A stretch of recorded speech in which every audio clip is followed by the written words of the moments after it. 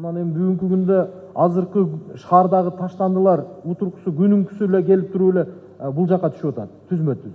Ошондой эле эми буга чейинки чогулуп калган полигондун тагдыры кандай болот? Аны дагы кошумча иштеткенге мүмкүнчүлүгү болобу же ага дагы кошумча курулуш керек болуп калабы? Эми булардын айтымы боюнча бир гана маселе жаралды, ошол талап коюлганда биз өз билимдик менен бул таштандыны алып колдонобуз деген эмес.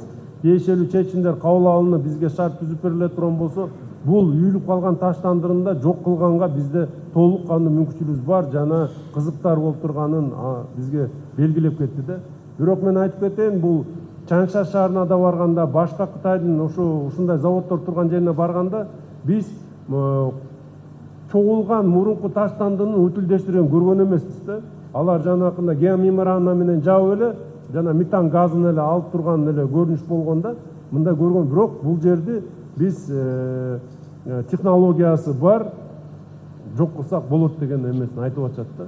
Биз ошонун үстүндө азыр иштеп атабыз. Буга чейин маселе көтөрүлгөн маселе, биз ошону көтөрүп азыр ишке ашырган турабыз. Eski poligon boyunca bu жерге bir filtratsiya kılıp özünчөчү filtratsiya kılıp turup toprağını отдельно kılıp turup ana keyin таштандысын ушул жерге кайрадан алып келсеңиздер болот да. Себеби дегенде өзүңүздү азыр жетишсиз болуп атыптыр. Ошондо дагы ошол жерден кошумча дагы таштанды чыгып калат эле. Ошондо топуракты дагы тазалап алат элеңиздер. Ушул жанагы таштанды дөбөчөсү да жок болмок.